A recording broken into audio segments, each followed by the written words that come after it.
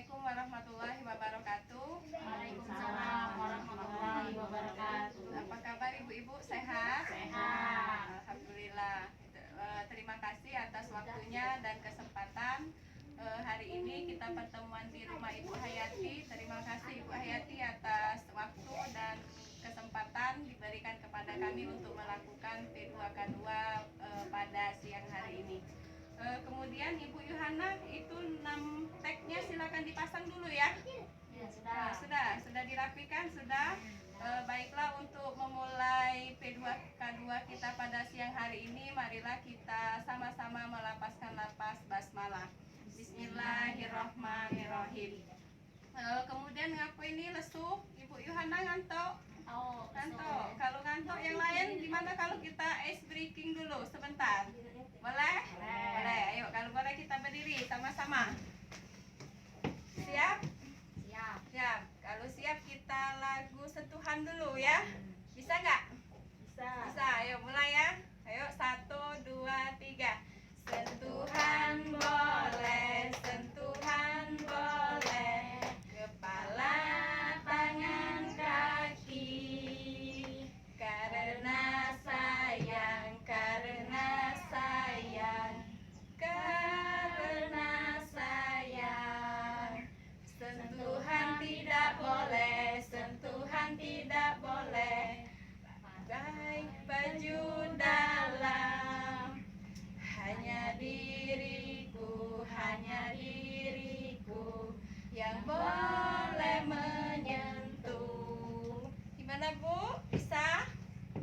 Ulangi lagi. Sekali lagi ya. Yuk. 1, 2, 3. Sentuhan boleh, sentuhan boleh. Kepala, tangan, kaki. Karena sayang, karena sayang, karena sayang. Sentuhan tidak boleh, sentuhan tidak boleh. Utuh baju dalam. Hanya diriku yang boleh menyentuh. Oke, semangat ya. Semangat. Sudah kita melakukan ice breaking. Kemudian ini bulan lalu itu sudah kita mempelajari tentang apa Ibu Yohana? Materi kita bulan lalu Tentang kekerasan dan eksploitasi. ya, masalah kekerasan dan eksploitasi. Ada yang masih ingat apa itu kekerasan, apa itu eksploitasi? Ya, silakan. Kekerasan itu artinya tidak boleh melakukan kekerasan dan pemaksaan terhadap anak. Dan eksploitasi itu tidak melakukan body mapping. Oh ya, jadi kekerasan dan eksploitasi itu sebagai orang tua tidak boleh kita lakukan kepada anak-anak kita. Kemudian pada hari ini kita akan mempelajari tentang anak. Kemudian hak-hak anak. Gimana sih hak anak itu yang diberikan oleh orang tuanya? Kalau kita lihat ini hak pengertian anak. Anak ini adalah seseorang yang belum berusia 18 tahun. Jadi ketika dia di bawah usia 18 tahun ini dikatakan anak. Yang masih sejak dalam kandungan sampai dia sebelum usia 18 tahun. Itu anak, ya, pengertian dari anak. Kemudian dalam anak ini ada yang namanya hak anak.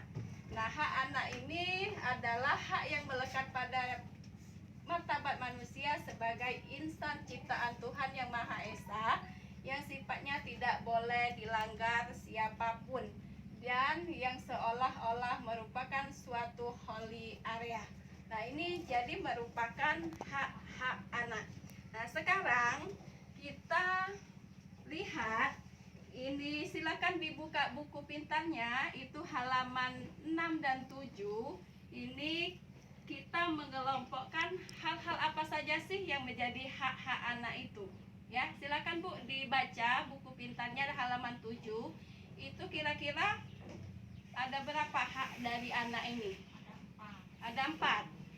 Kalau ini siapa yang bisa menyebutkan dari hak anak tersebut? Jadi hak anak itu yang pertama ada hak apa, Bu? Hak hidup. Hak hidup. Silakan Bu ya ditempel di bagian kertas pleno ini.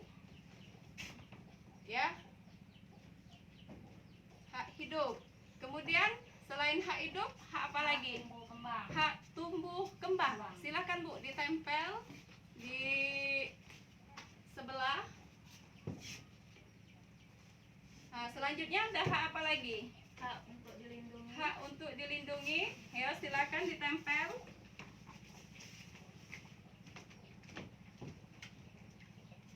Kira-kira masih ada lagi nggak? Ada satu. Ada satu lagi, hak apa? Hak untuk Hak untuk berpartisipasi. Partisipasi. Silakan Bu ditempel. Ya, jadi menurut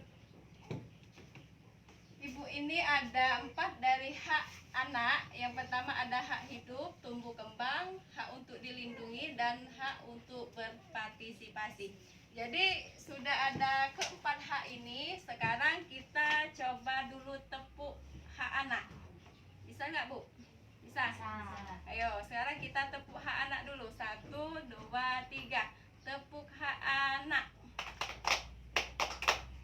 Untuk hidup, tumbuh kembang, perlindungan, partisipasi. Ya, jadi ini namanya tepuk anak. Ayo Ibu Yanti, silakan dibimbing gimana tepuk anak, hak anak. Ayo, 1, 2, 3. Tepuk anak. Untuk hidup, tumbuh kembang, perlindungan, partisipasi. Ya, jadi itu tepuk hak hidup. Sekarang kita bermain. Ini pengelompokan dari hak anak. Ini sudah saya sediakan. Ini beberapa kartu dari hak anak. Nah, sekarang silakan kalian ambil. Ini salah satu dari hak ini. Silakan dimulai dari Ibu Hayati. Silakan. Ayo secara bergilir. Ibu Yuhana.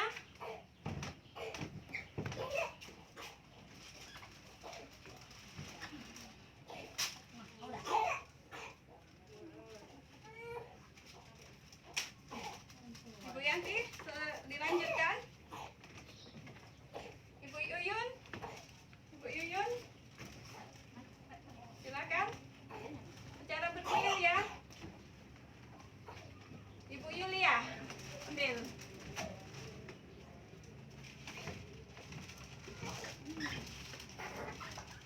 Ya, jadi ini namanya klaster dari hak anak. Klaster dari hak anak. Nah, sekarang silakan ibu-ibu cermati dari gambar tersebut. Silakan dicermati kira-kira menurut ibu gimana sih klaster dari hak anak itu? Ayo. Ya, sudah diamati?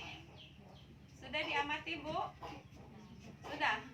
Kalau sudah silakan ditempelkan kembali berdasarkan. Ayo, silakan ditempelkan kembali.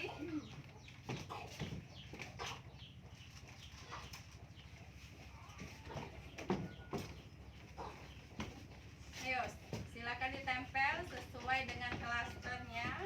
Ibu, silakan.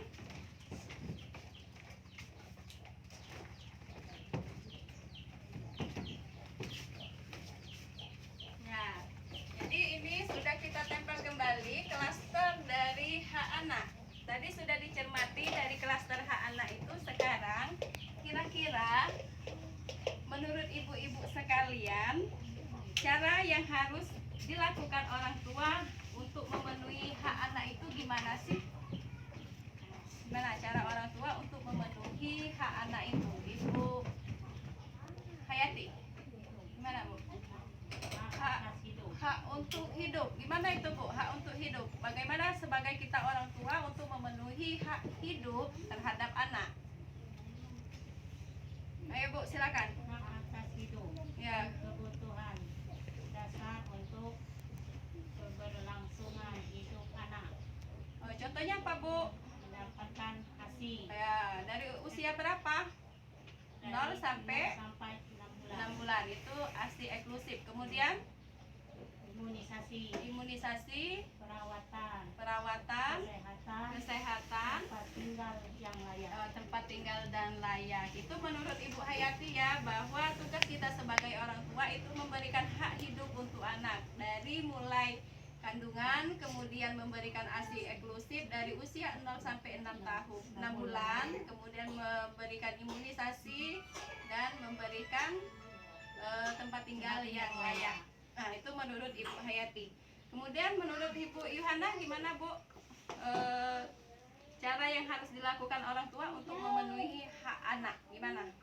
Tumbuh kembang, Hak untuk tumbuh kembang gimana itu, Bu? hak untuk mengembangkan potensi secara penuh, Hah? mendapatkan pendidikan, Ya, pendidikan usia dini, ya. kasih sayang, motivasi, rekreasi, kegiatan untuk mengembangkan minat dan keterampilan. Nah, jadi menurut Ibu Yuhana, anak ini harus mendapatkan hak tumbuh kembang ini mulai dari usia dini sampai kebutuhan rekreasi ya. Jadi harus didapatkan dari anak tersebut. Jadi kita sebagai orang tua harus memenuhi kebutuhan anak itu dari tumbuh kembang. Selain itu menurut Ibu Yanti gimana, Bu? Hak perlindungan. Hak untuk dilindungi gimana untuk melindungi kita sebagai orang tua untuk melindungi hak anak tersebut?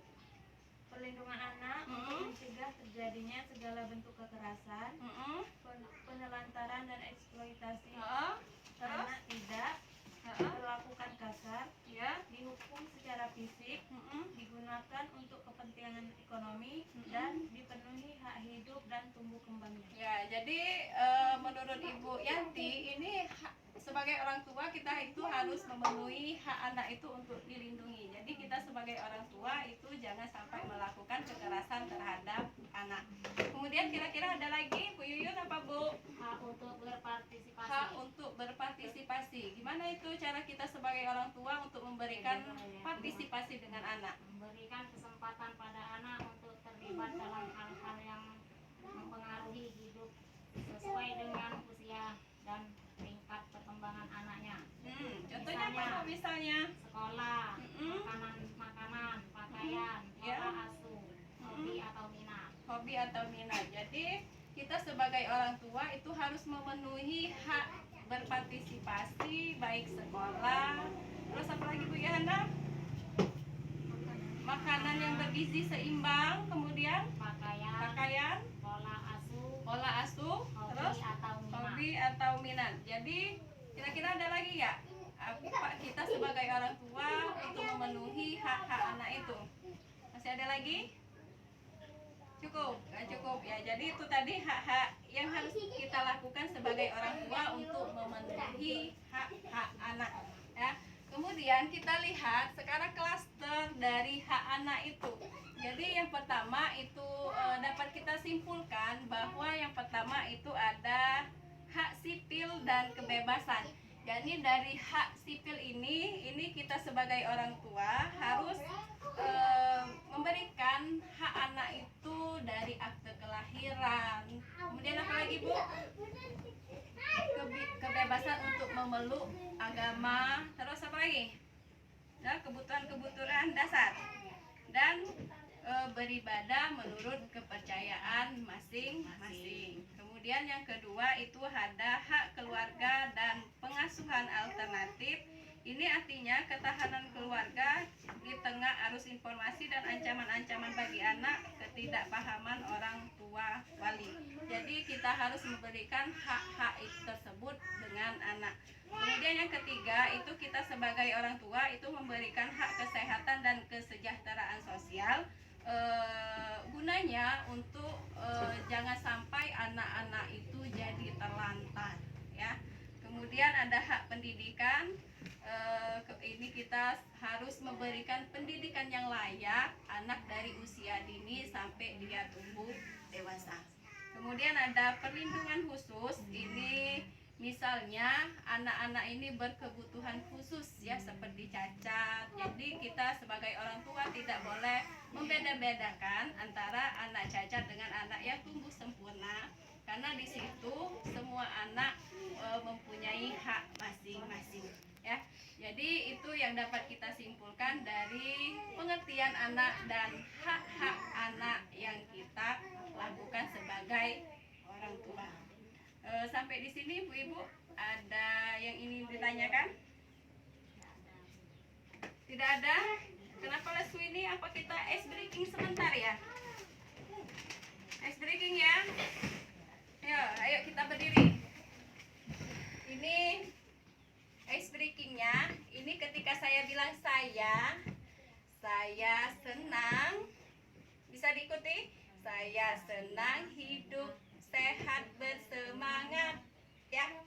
Kemudian yang kedua ini saya senang, saya hidup, saya senang, saya sehat. Ya. Kemudian yang terakhir ini kembali ke awal. Saya senang hidup sehat bersemangat. Ya, bisa diikuti? Bisa. Kalau bisa silakan Ibu Yohana ini dipimpin. Ayo. 1 2 3. Saya senang hidup sehat bersemangat. Saya senang saya hidup, saya senang saya sehat. Saya senang hidup sehat bersemangat. Ya, terima kasih ya. Silakan duduk kembali. Jadi pertemuan kita pada hari ini, jadi sebagai orang tua kita harus memenuhi hak-hak terhadap anak, ya. Jadi kita harus penuhi karena anak dari kandungan sampai dia dewasa itu mempunyai hak, ya. Kemudian ini hak melekat pada diri anak, kemudian pemberian dari Tuhan Yang Maha Esa. Jika orang tua tidak memenuhi, maka orang tua itu melanggar undang-undang perlindungan anak, ya. Jadi pertemuan kita cukupkan sampai di sini. Saya akhiri. Wassalamualaikum warahmatullahi wabarakatuh.